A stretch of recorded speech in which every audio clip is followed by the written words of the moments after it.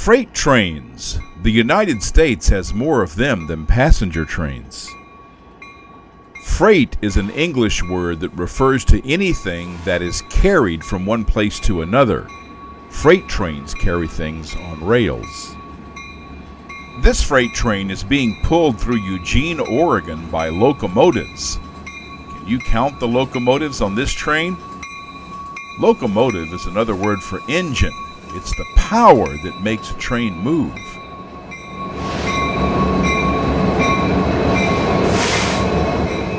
These diesel-electric locomotives are hitched together. This train requires 4 locomotives.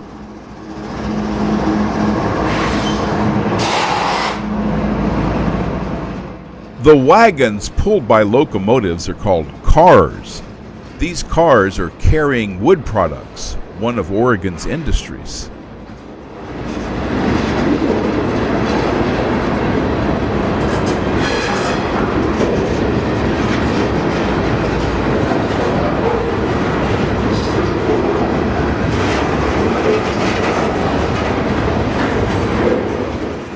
These are perhaps the best known of the cars on a freight train, box cars.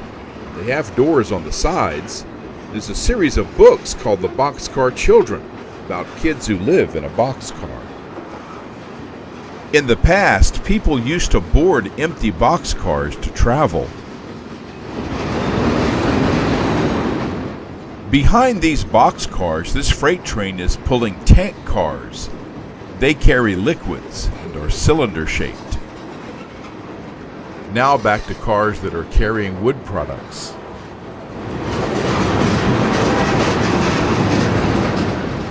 In English, we can use the words made up of to describe something with more than one part. For example, you could say that this train is made up of locomotives, boxcars, and tank cars. You could use more advanced English. Instead of saying is made up of, you could say consists of. In fact, the word consist is used in railroading as a noun by shifting the accent to the front of the word. This train has a consist of locomotives, boxcars, and tank cars. Now we see utility poles carried on flat cars.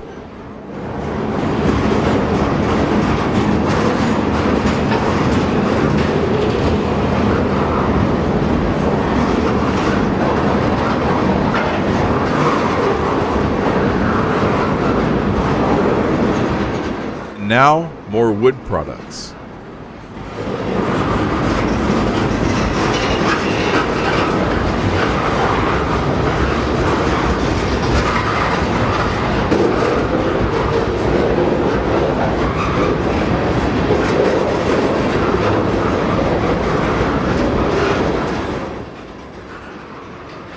Here's an empty flat car, followed by a gondola.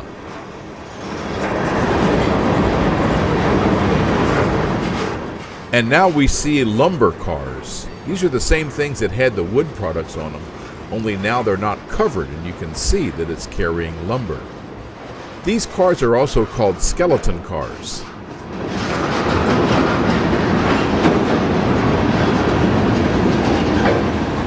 Last 2 cars are called hopper cars. They unload from the bottom. Notice there's no doors on the side. And this is the last car on this freight train, and there's a red light at the back of it so that it can be seen as the back of the train. The yellow locomotives tell us that this is a Union Pacific train. This is a Union Pacific freight train traveling along the south bank of the Columbia River, which forms the border between Oregon and Washington. What kinds of train cars can you recognize on this train?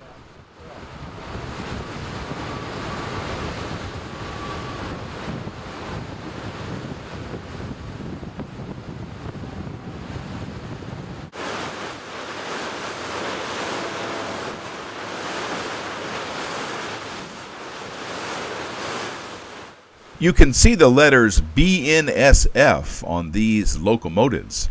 It stands for the Burlington Northern Santa Fe, the name of the railroad company made up of two railroads that were separate in the past, the Burlington Northern and the Santa Fe. These tracks on the Washington side of the Columbia River are also used to carry half of Amtrak's Empire Builder passenger train. That half of the train leaves Portland and joins with the Seattle, Washington half in Spokane, Washington. From there, they go to Chicago as one train. The Empire Builder was built by the Great Northern Railroad.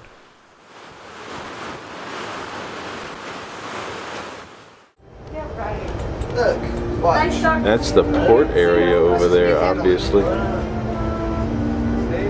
Big old warehouses here, big old cranes to unload the ships. Got a poker game going on over there. And this is the railroad yard. Right This is the gigantic Oakland Rail Yard in California. The port here receives ships from all over the world. Freight is moved from the ships to the railroad, into the trains, where it's moved east. So is this the kind of yard your brother worked in? Yeah, Let's look here. I can see, Brad Pitt. this would be the yard, This is the yard then, huh? except that's at Union Pacific, but somewhere Because he in did. here, he was working out of the Oakland. Trains are serviced here, and freight cars are taken off some trains and put onto other trains to take them to their destinations. This huge train yard was built by Southern Pacific Railway Company in the past, but today it belongs to Union Pacific. They bought out Southern Pacific. Union Pacific now owns Southern Pacific Railroad. You can see lots of freight containers, some stacked up to 5 high. Containerized freight is very popular today. Many of these containers are from China, where the United States gets much of its products, things people buy.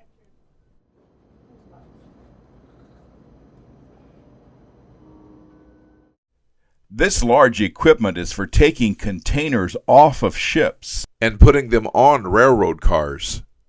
The United States takes in, or imports, more products than it sends out, or exports. These products are moved from the West Coast to the rest of the country by train or by truck. And here you can see train cars carrying these freight containers. This freight train has already gone east as far as El Paso, Texas. It's moving slowly through the area of the passenger station. It will pick up speed when it gets out of the city.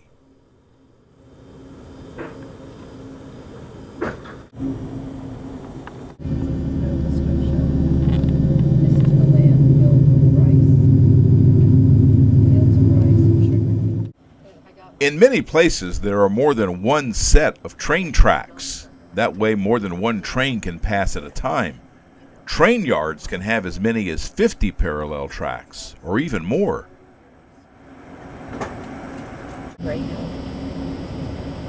Just down the street. This is a train going through an urban tunnel. In some freight switching yards, train locomotives have no engineers. They are moved by remote control. While freight trains often go slow in cities, they move fast when they're out of town. These are cars for carrying wood products, known as skeleton cars, because of their appearance when they're unloaded.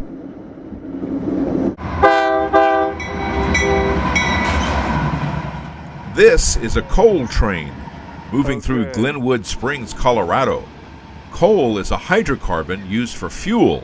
It's in big demand by electric power plants. Coal is delivered to the power plant from the mine by freight trains. Coal cars are heavy, and this area of Colorado has mountains, so extra cars are placed in the middle of the train to help get this heavy load uphill. Extra locomotives in the middle or the end of a train are called helpers. This coal train also has helpers on the end. Looking at this small train yard, we see locomotives painted up as Southern Pacific. Union Pacific gained ownership of them when they bought out Southern Pacific Railroad. Here is another huge train yard near Sacramento, California, owned by Union Pacific. Ladies and gentlemen, as we leave the Roseville station, to the left of the train are the massive freight yards of the Union Pacific Railroad here in Roseville. Notice all of the buildings. Many of these are shops where train cars are serviced and repaired. And in the past, Southern Pacific used to even make some of its own train cars. Have you ever wondered what a freight train's controls look like inside the cab? This demonstration at a model railroad show in Medford, Oregon, shows what an engineer sees inside the cab of a locomotive. This engineer explains how a freight train is controlled in the mountains of Oregon. We've got a 60-car freight train, probably weighs about 4,500 tons, something like that. So I've got 5 of these locomotives. So I've got a lot of dynamic braking capability, but I'm going to have to use my air brakes also. So what I'm going to do is I'm going to get my train first on top of the mountain. So what I'm going to do is I'm going to set up here, wait for 10 seconds. So you have 5 locomotives, is that what you said? Yes, I had 5. So how can you control? I can control every locomotive in the consist because they're set up. All the air brake controls are connected between each locomotive. And then you've also got a big jumper cable between each locomotive. So I can control the throttles and the brakes on every locomotive. So now what I'm going to do is I'm coming down the hill, so I gradually go into my dynamic brake here. So what I'm going to do is I'm going to slowly, as my train tops over the hill, increase my dynamic brake. And what it's going to do is it's going to cause my train, as it comes over the top of the hill, to slowly bunch up.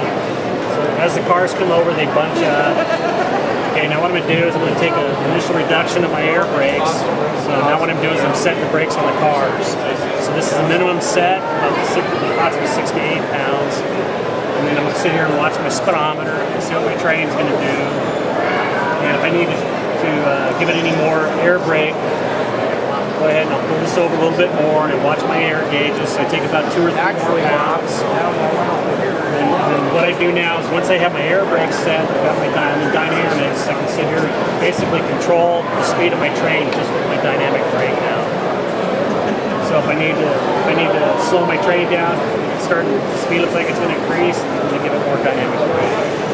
Come around the curve, the train's going to drag coming around the curve, so I'm going to have to back out a little bit to try and maintain my train speed. Once my train's totally off the mountain now, I can go ahead and release my train brakes, my air brakes, control my train at the speed with my dynamic brake. And when I need to, I'll go completely out of dynamic braking and back into power again. Hobbyists can control their own trains using a model railroad and remote controls. Look at all the different freight cars on this model train.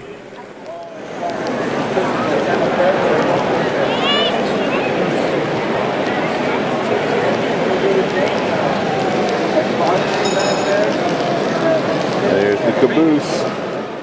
I grew up in a small town where the Southern Pacific Railroad came through. While stopped at a crossing, I knew the end of the train was coming when I saw the caboose.